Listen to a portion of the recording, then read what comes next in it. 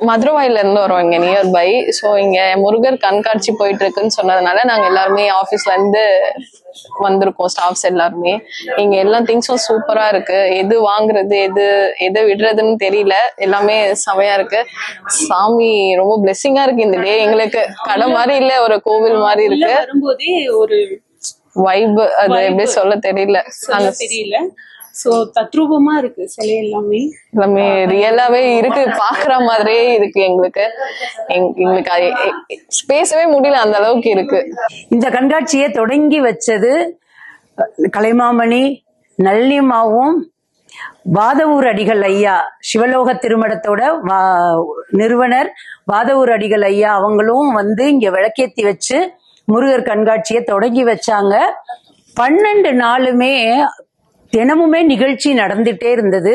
முருகன் அடியார்கள், முருகன் புகழ் பாடுபவர்கள், முருகன் பெருமையை சொற்பொழிவா பேசுறவங்க அப்படின்னு ஒவ்வொரு நாளும் நிறைய அடியார் பெருமக்கள் வந்து இங்க இருந்து அவ்வளோ அழகா வந்து திருப்புகழ் பாடினதா இருக்கட்டும், சொற்பொழிவா இருக்கட்டும், முருகருடைய பெருமையை அவ்வளோ அழகா மக்களுக்கு சொன்னதா இருக்கட்டும், ஒவ்வொரு நாளும் முருகன் அருளால் அது அவ்வளோ அழகா நடந்தது அப்படின்னு சொல்லலாம்.